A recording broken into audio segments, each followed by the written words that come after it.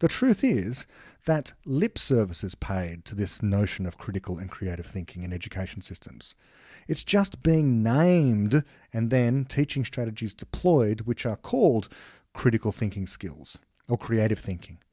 A very typical example of how critical thinking might be taught around you can be found on your local university website. Just Google critical thinking and your local university, see what pops up. Typically, you get a checklist of techniques, approaches to text, processes to go through in order to analyse something, for example, usually a piece of writing. Now, there are certainly some worthwhile questions they often consider in these things, questions about the relevance of evidence, say.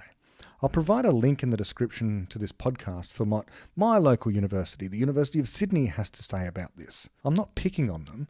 I've looked at many university websites. They all say roughly the same thing. I think because they all come from a certain educational culture, there's probably some original source out there where they're drawing all this stuff from. The important thing to notice is that the overall motivation of such schemes belies the fact they miss the central point, that critical thinking is or should be about criticism, about criticising stuff. And one might even begin with criticising these schemes themselves. By the way, children actually do this. They object to the lesson, they object to the class, they object to the methods. And of course, teachers label such objections behavioural issues. Genuine critical thinking, in the most pure sense of the word, is regarded as an unwillingness to learn.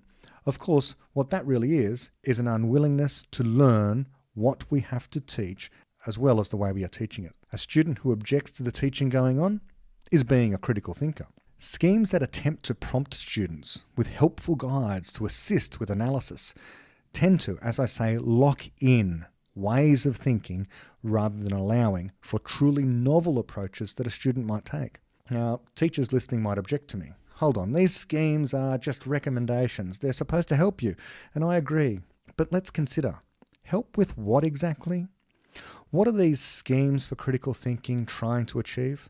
Well, according to my Sydney University example you may wish to refer to, their critical thinking skill sheet explicitly says it is at least in part about how to, quote, achieve better marks, unquote.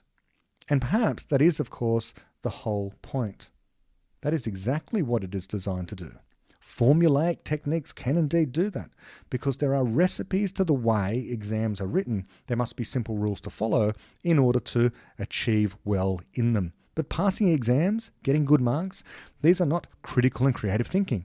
Following certain rules to get good results on a test is the absolute antithesis to creativity, which is the flip side of the coin.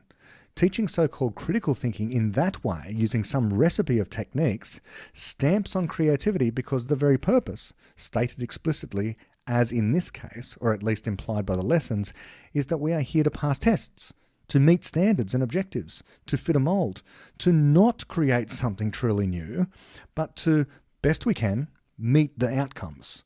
Our child rarely gets to create their own outcomes, except outside of school, unconstrained by marks, reports, expectations and rules. Now, it should be said, within school, some illusion is given sometimes about students personally devising outcomes. But I've argued elsewhere this is merely playing in shallow waters when there's a deep ocean to explore. We must not lie to ourselves. The purpose of lessons, truly, is to pass exams and get good results for so long as the education system remains the way it is. Roughly the same as it has been for centuries. We have tinkered at the edges, and more tinkering is required and will happen, but it is no revolution.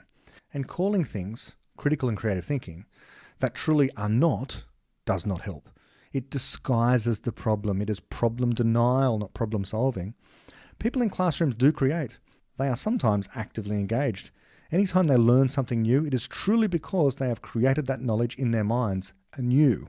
A student who did not know before that the square of the hypotenuse is equal to the sum of the squares on the other two sides has created that in their mind. And if they know how, if they can prove it, they've really learned something. What they've done in learning that is attempted to criticize it. And without a good criticism, they tend to end up taking it on board as part of their corpus of personal knowledge. And they regard it as something they can then say of it, I know this thing. So to a large extent, creativity and critical thinking is certainly going on in classrooms. You actually can't stop it, but you can stunt it. You can stunt it in all manner of ways. School teachers, university lecturers are in a peculiar situation of being asked to maximise the very thing that the system they are working within is bent on minimising. The theory is, help maximise critical and creative thinking. The practice is, minimise both, because that is how tests are passed.